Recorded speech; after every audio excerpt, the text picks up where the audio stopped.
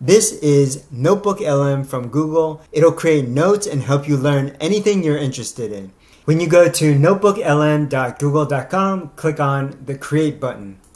Upload your data source here by clicking on YouTube in the link section and paste your YouTube URL in the field here. Click on Insert, and it actually generates the notebook guide pretty quickly by retrieving the transcript of the video. I've noticed for newer videos, as of now, it has a difficult time retrieving the transcript. So if that's the case, in the list of your data sources on the left here, it'll have an error message. But looking at the summary, it's a video about Microsoft Clarity heat map features.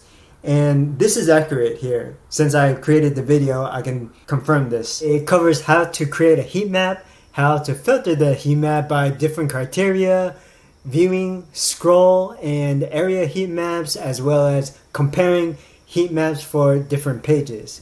If we look at the video description I have for the video, it does pretty much align with the chapters that I created. Now we'll create notes for FAQs and table of contents. So we'll click on this FAQ and it'll create a new note, and then we'll open up the notebook guide here and click on table of contents, and it'll create a note for that as well. It only took NotebookLM a few seconds to generate these notes. And looking at the FAQs, they look pretty good. These questions address key points throughout the video. How do I find the heat map for a specific page? The instructions check out. The only issue with this one is it picks up heaps instead of heat maps, which is probably what's in the transcript. But in the actual tool, there's only a heat maps icon, not a heaps icon. But everything else looks good here. Comparing heat maps for two different pages, this checks out using the compare button. Different types of heat maps. The answer to this filter question looks good with all these different ways to filter the data. Interpreting the colors on a heat map. I just watched through some of the video and I only remember mentioning how red indicates high activity areas while the color for low activity areas cools. Sharing heat maps looks good. Changing screenshots and how to do that answer looks good. And then providing automated insights from the heat maps, this checks out as well. And let's take a look at the other note for the table of contents. And this pretty much aligns with the content of the video. I'll point out one area of improvement that Google can make with NotebookLM, and that's the formatting when it generates these notes. For example, with the table of contents, it'd be much easier to read if the spacing and the format was similar to what we're familiar with, something similar to an outline. And then for the FAQs, the preview actually looks decent with the spacing between the answer and the question, but they could use better spacing within the actual note here. Now we'll generate a note for a briefing doc to see what that looks like.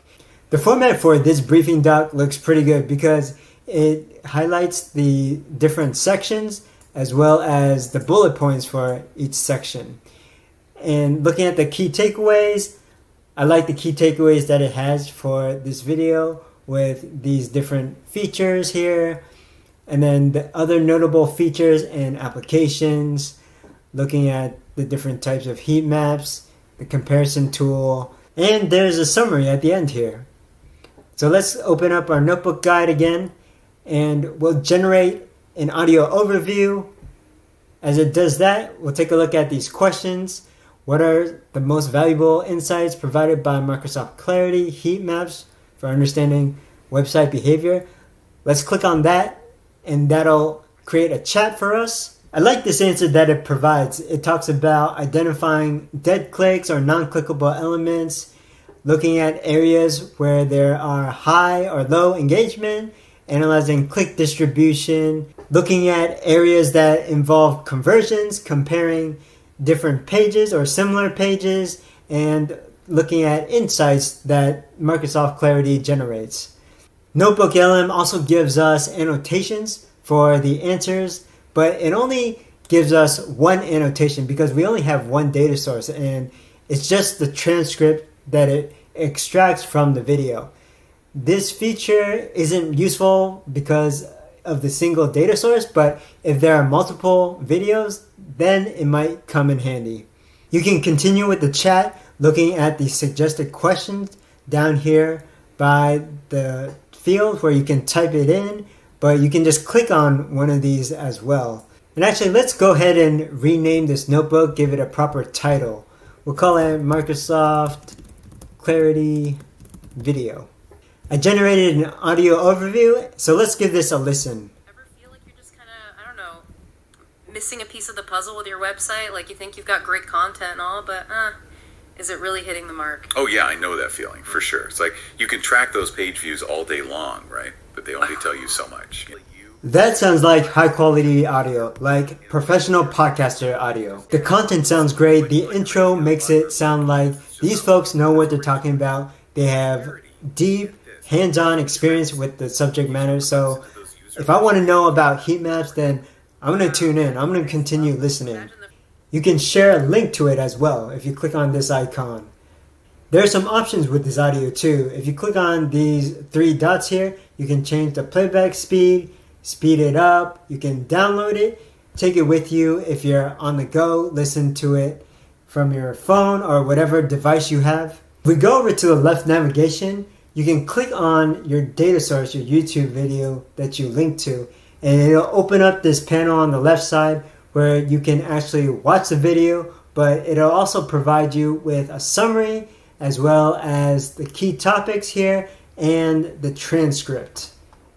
If we click on the key topics, for example, AI Insights, NotebookLM will bring that into the chat. You can close this chat by either clicking on the X in the top right corner or close chat at the bottom here. There's some great applications with NotebookLM.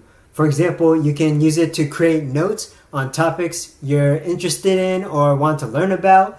Harvard has a computer science course for AI, artificial intelligence, so you can bring these videos into NotebookLM to create notes and to create an audio summary so that you can bring it with you and listen to it if you're commuting or traveling somewhere. You can use it to research products or software or conduct competitive analysis. With our example here for this heat map software from Microsoft, we can ask it, what are the benefits of Microsoft Clarity over traditional web analytics tools? If you want to see use cases with other data sources, you can click on the video that'll appear on the screen or in the video description. So how are you going to use NotebookLM? If you found this useful, like the video and leave a comment. If you want more content on AI, workflow automation, and analytics, subscribe to the channel.